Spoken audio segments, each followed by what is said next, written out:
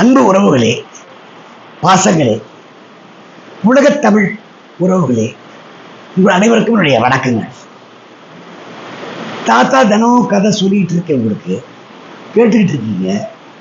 கொஞ்சம் வித்தியாசமா சொல்லலாமேன்ட்டு இன்னைக்கு கொஞ்சம் ஒரு நாவல் மாதிரி நான் ஒரு கதையை சொல்லியிருக்கேன். இன்னைக்கு நடக்கக்கூடிய விஷயங்கள் இதை பேஸ் பண்ணி இந்த கதை இருக்கு. இந்த கதையோட கதையை கேளுங்க, முழுசா கேளுங்க, அதான் முக்கியமான விஷயம். அப்புறம் உங்களோட கமெண்ட்ஸ்ல எனக்கு தெரிவிங்க. ஏதாவது தவறு இருந்தா நான் திருத்திக்கிறேன், நானும் மாணவன் தானே. ஒரு அன்னைக்கு காலையில ஒரு 7 மணிக்கெல்லாம் பிளாஷ் நியூஸ், பரபரப்பு செய்தி. இந்த நகரத்தில் இருந்த ஒரு போலீஸ் ஸ்டேஷன்ல இருந்த இன்ஸ்பெக்டர் எரித்து கொலை. கொலையா தற்கொலையான்னா ரிப்போர்ட் சொல்லிட்டு கொலைன்னு தான் சொல்லுது. சுற்றி இருக்கிறவங்கலாம் விசாரிக்கிறாங்க, துப்புரவு அறிஞர்கள்லாம் விசாரிச்சா ஒருத்தர் சொல்றான், ஆமாங்க அவர் கூட ஒருத்தர் வந்து பேசிட்டு இருந்தாரு, அவரு ஜீன் பேண்ட் போட்டிருந்தாரு, ஒயிட் ஷர்ட் போட்டு டக் பண்ணியிருந்தாரு, நல்ல சுட்டு முடி, சிகரெட் பிடிச்சிருந்தாரு அப்படின்னா ஒருத்தர் சொல்றான், ஆமாங்க யாரோ இருந்தாருங்க, ஆனா இன்ஸ்பெக்டர் பார்க்கலீங்க. சரியான பதில் வரல. இன்ஸ்பெக்டர் இறந்துட்டாரு அப்படிங்கிறது நிஜம், கொலையாளி யாரு தெரியல. ரெண்டாவது ஒரு வாரம் போயிருக்கோம், ஒரு வாரம் தான் போயிருக்கோம். கார்த்திக்னு ஒரு பையன், பெரிய இடத்து பையன், கொஞ்சம் வசதியான ஆளு, கொஞ்சம் இவங்க நல்ல ஃப்ரெண்ட்ஷிப்லாம் கொஞ்சம் அவரை சரியில்லை. நல்ல தண்ணி போதை ஊசி சொந்தமா அவனே போட்டுக்குவான். இப்படிப்பட்ட பையன் செத்து போயிடுறான். எப்படி செத்தான்னு யாருக்கும் தெரியல. கேட்டா அவருக்கு ஃப்ரெண்ட்ஸோட பார்ட்டிங்க, அதுக்கு வந்திருந்தாருங்க, நாங்க தாங்க ஊத்தி கொடுத்தோம். அங்க கூட ஒருத்தர் வந்தாரு, பெரியவர், அவருக்கு என்ன வயசு இருக்கும், ஒரு 40 வயசு இருக்குங்க. அவரு கூட வந்து என்னென்னமோ சிக்கன்லாம் எடுத்து கொடுத்தாரு. ஆனா அவர் இங்க பார்ல வேலை செய்யறாரா இல்லையாலாம் தெரியாதுங்க. அவரை கேட்டா அந்த மாதிரி ஆளுக்கு யாரும் இல்லைங்க, ஒரே குழப்பம். ஆனா செத்து போயிட்டான். ரெண்டாவது வாரம், ஒரு வாரம் தான் ஆச்சு. இந்த 1-2 வாரத்திலேயே இன்ஸ்பெக்டர் காணோம், கார்த்திகை காணோம், மூணாவது ரஹீம் காலி. ரஹீம் அரசியல்வாதியோட பையன், கெத்து, துட்டுல பயங்கரம், வசதி, குறைச்சல், இப்படி ஆடம்பரமான வாழ்க்கை வாழ்றான். அப்படிப்பட்ட பையன் நல்ல ஜம்முன்னு ஒரு கல்யாணத்துல போய் விருந்துல கல்யாணம் டான்ஸ் எல்லாம் ஆடிட்டு தண்ணி அடிச்சுட்டு நல்ல போதையில டாய்லெட்ல வந்து செத்து போயிட்டான். ரஹீம் காலி, கார்த்திக் காலி, கருணாகரன் இன்ஸ்பெக்டர் காலி. ஊர் பத்தி எரியுது. பேப்பர்ல போடாத நியூஸ் கிடையாது, விதவிதமா நியூஸ் போடுறான். டிவியில விதவிதமா நியூஸ் சொல்றான். எல்லா சேனலுமே இந்த இதுல ஒண்ணு வந்துட்டான். ஆனா குற்றவாளி யாரு தெரியல.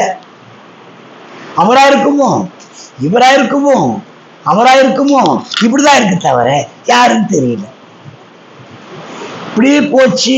ஒரு வாரம் கேப்னு வச்சுக்கோங்க. ஒரு 8வது நாள் கரெக்டா ஜார்ஜ் பையன், இவங்களோட 2 பசங்களோட 2 வயசு கொஞ்சம் மூத்தவன், ஒரு 27 வயசு இருக்குன்னு வச்சுக்கோங்க. அவன் செத்து போயிடுறான். அவன் பணக்கார பையன், ஆடம்பர வாழ்க்கை, போறதெல்லாம் branded shirt, branded pant, branded shoe, car ஓட்டுற கார் பிராண்டட் கார். இவங்க 3 பேரும் ஃப்ரெண்ட்ஸ். இந்த 3 ஃப்ரெண்ட்ஸ் செத்தே போயிட்டான். கொலைக்காரன் யாரு தெரியல. அவனா இருக்குமோ, இவனா இருக்குமோ, அப்படி இருந்தாருங்க, இப்படி இருந்தாருங்க, சுட்ட முடியா இருந்தாருங்க, சொட்டையா இருந்தாருங்க, படியவா இருந்தாருங்க, வேஷ்டி இருந்தாருங்க, ஜீன்ஸ் போட்டிருந்தாருங்க, அரட்டம் சுழிச்சிருந்தாருங்க. கொலையாளி யாரியா தெரியல. நாயாலையும் கண்டுபிடிக்க முடியல, துப்புரவு அதிகாரிகளும் கண்டுபிடிக்க முடியல. போலீஸ் துறை திணறுது. அரசாங்கம் நெருக்கடி கொடுக்குறாங்க அவங்களுக்கு. இந்த பக்கம் அரசியல்வாதிகள் பிரஷர். என்ன பண்ணுவாங்க பாவம். தொடர்ந்து லைனா கருணாகரன்ல இருந்து அப்படியே லைனா முதல் பையன் கார்த்திக், 2வது ரஹீம், 3வது ஜார்ஜ் அவுட், செத்தே போயிட்டான். சடலமாயிட்டாருங்க, போட்டோக்குள்ள வந்துட்டானுங்க. இது ஒரு பக்கம் அப்படியே இருக்கட்டும். அப்படி கேமராவை திருப்போம். ஒரு வயசான பெரியவர், அவருக்கு ஒரு 65 வயசு இருக்குங்க. அவர் சுடுகாட்டில் வெட்டியா வேலை பார்க்குறாரு. வர புணங்களை எரிக்கிறது, புதைக்கிறது, அதில் வரக்கூடிய சில்லற காசு என்னவோ அதை வச்சு உதவியாளருக்கு காசு கொடுத்துட்டு அவருக்கு தேவையானது அவருடைய பேத்தி தான், 2 பேர் தான். ஏன்னா அது போன மாதம், கடந்த மாதத்தில் அவனுடைய மருமகனும் பொண்ணும் எங்கேயோ வெளியூர் போயிட்டு வரும்போது காரில் அடிபட்டு செத்து போயிடுறாங்க. கார ஓடி போயிடுறான். அவனையே இது வரைக்கும் கண்டுபிடிக்க இல்லை. 2 பேரும் செத்தே போயிடுறாங்க. பெரியவர் ஓடாடுறாரு, ஐயோ என்னைய பார்த்துட்டு இருந்த என் பொண்ணு போயிட்டாலே, என் பிள்ளையா இருந்த என் மருமகன் போயிட்டானே, நான் யாருக்காக வாழ்வேன் அப்படின்னாரு. பேத்தி சொல்றா, எனக்காக வாழ்த்தாத்தா, நான் உன்னோட ஒரே பேத்தி இல்லையா, நீ எனக்காக நீ வாழ்த்தாத்தான்னு அந்த பொண்ணு அழுது. அப்படியே மனசு ஒரு மாதிரி தேத்தின்னு அந்த பொண்ணு காலேஜ் படிக்குது. காலேஜ் படிக்கிறது மட்டும் இல்லாம பார்ட் டைம்ல விக்கெல்லாம் தயார் பண்ணுது. விக்கெல்லாம் கட்டுறது, போறது, விற்கிறது, வர்ற காசு குடும்பத்துக்கு கொடுக்குது. ரொம்ப ரொம்ப அருமையான பொண்ணு, தங்கமான பொண்ணு. ஃப்ரெண்ட்ஷிப்லாம் ரொம்ப டீசன்ட் ஃப்ரெண்ட்ஷிப்பு. ஒரு நாள் காலேஜ் வருது, கையில் அடி, காலில் அடி, மூஞ்சில் அடி, பாவாடையெல்லாம் ரத்தம். இவர் பயந்துட்டாரு. மா என்னமாச்சு, ஏன் என்னாச்சு? ஒன்றும் இல்லை தாத்தா, தெரியாம என் ஃப்ரெண்டோட வண்டியில உட்காந்துட்டேன். அவன் என்னமோ நான் நல்லா ஓட்டுவோம் உட்காருன்னா உட்காந்துட்டேன். அது போய் இடிச்சிட்டேன் தாத்தா, விழுந்து அடிபட்டுச்சு, கை கால்லாம் வலிக்குது தாத்தா. அவர் அழ, அந்த பொண்ணு அழ. ராத்திரி 12 வரைக்கும் இவர் தூங்கலை. போய் எட்டி எட்டி பார்க்குறாரு, பேத்தி ரொம்ப எட்டி எட்டி பார்க்குறாரு. மருமவும் போயிட்டான், பொண்ணு போயிட்டா, தனக்குன்னு உறவுன்னு இருக்கிறது ஒரே ஒன்று பேத்தி தான். கடவுளை ஏன் இப்படி சோதிக்கிற அப்படின்னு அழறாரு. அந்த பொண்ணும் போய் எட்டி பார்க்கும்போது 2 அப்படியே அழுதுகிட்டு இருக்கு தெரியுது. ஏன் அழுறா? ஒருவேளை அப்பா அம்மா நினைச்சு அழுறாளோ, ஒருவேளை அடிப்பட்ட வலியா இருக்குமோ, மாத்திரை மருந்து நான் வாங்கி கொடுக்கலாமா அப்படின்னு போறாரு.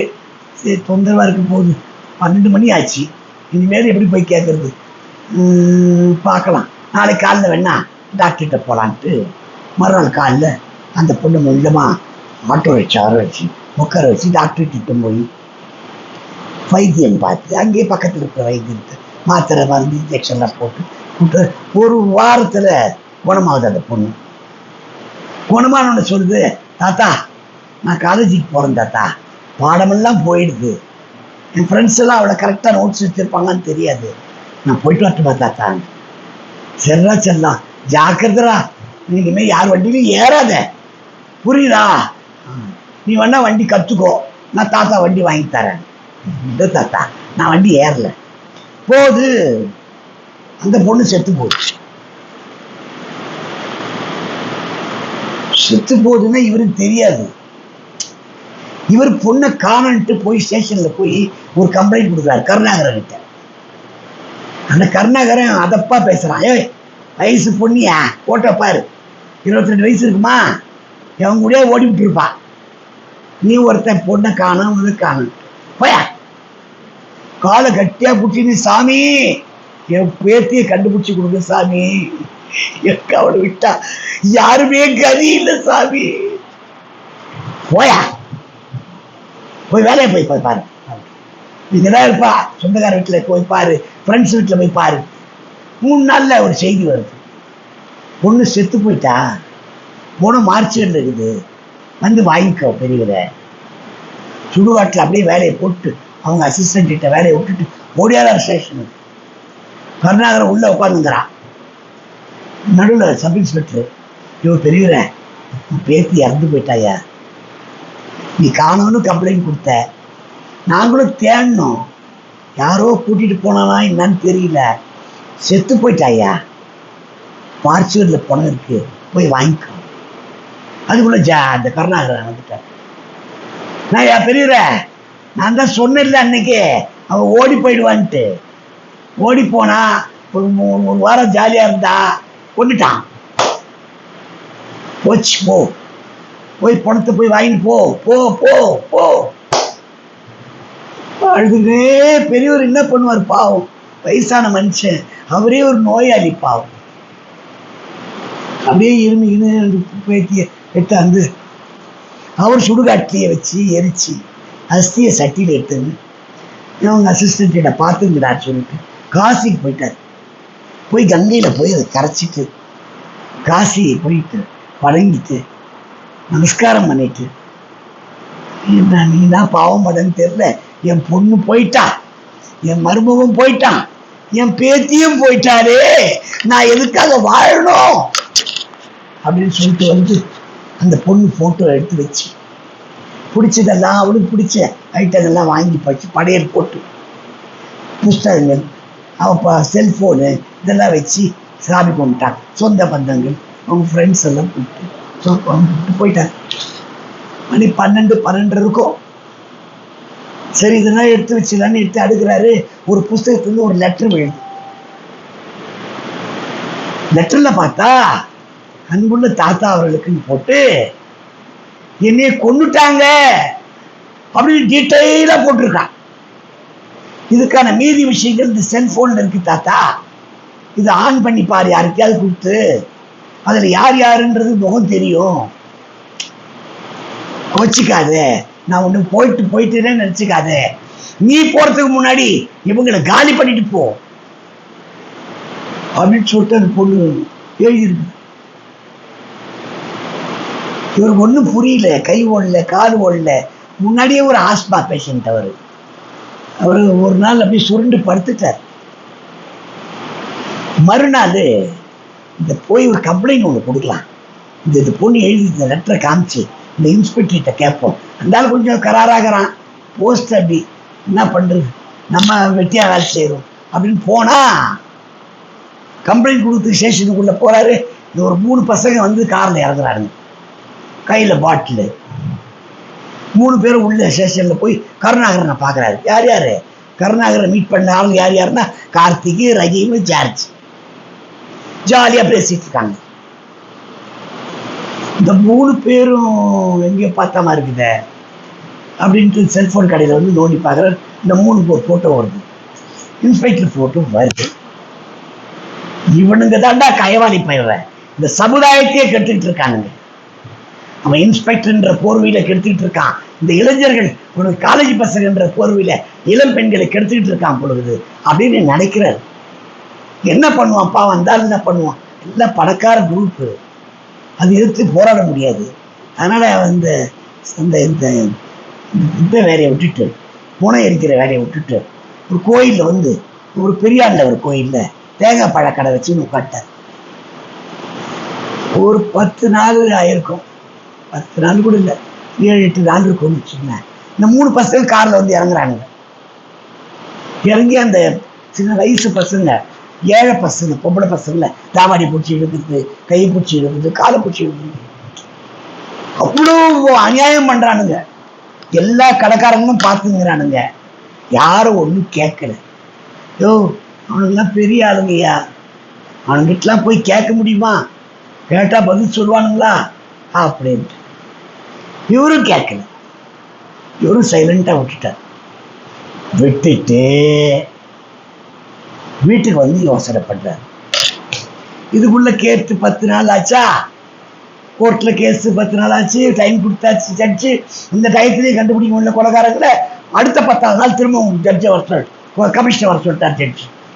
கமிஷனர் கூண்டில் ஏறி நிற்கிறாரு, எல்லா போலீஸ் ஆஃபீஸரும் நிற்கிறாங்க, துப்புரிவாளர்களும் நிற்கிறாங்க. அவ்வளோ பெரிய கூட்டம், வக்கீல் நரம்பி வழியுது. இந்த பெரியவர் மொல்லமா உள்ள போனார். தாடி, பெரிய தாடி வளர்த்து ரொம்ப சோகமா இருக்கிறார். ஐயா அப்படின்றார். ஒரு வக்கீல் கேட்டான், என்னய்யா கேஸ் நடந்துங்குது, நீ என்ன பண்ண போற போய்? இல்லை ஐயாவை பார்க்கணும். அதுக்குள்ள ஜட்ஜி கேட்டு, என்னய்யா இங்க வா, இல்லை உங்ககிட்ட ஒரு விஷயத்த சொல்லணும், இதெல்லாம் கொலை பண்ணது யாருன்னு எனக்கு தெரியும், அது சம்பந்தமா பேசணும் ஐயா, வாயா உள்ள ஏறி நில்லு. ஐயா இந்த லெட்டரை படிங்க ஐயா, இந்த செல்போனை பாருங்க ஐயா, கொலை பண்ணது இவங்கதான் ஐயா. என் பேத்தி சாகல, யாரும் அவளை கூட்டிட்டு போல, இவங்கதான் கொலை பண்ணிட்டானுங்க. அவளை கெடுத்துட்டானுங்க. இந்த ஆதாரம் பூரா எழுதியிருக்கா பாருங்க. நான் ஏழைங்க ஐயா, என்னால ஒண்ணும் பண்ண முடியாது. நான் என் பேத்தி நிறைய விற்கலாம் பண்ணுவா, அதை மாட்டிக்கிட்டு போய் நான் தான் ஒவ்வொருத்தரையா காலி பண்ணேன். கொலைகாரன் நான் தான். எனக்கு என்ன தண்டனை வேணாலும் நீங்க கொடுங்க ஐயா, நான் ஏத்துக்கிறேன் அப்படின்னு சொல்லிட்டு அப்படியே மயக்க போட்டு கிழவும்.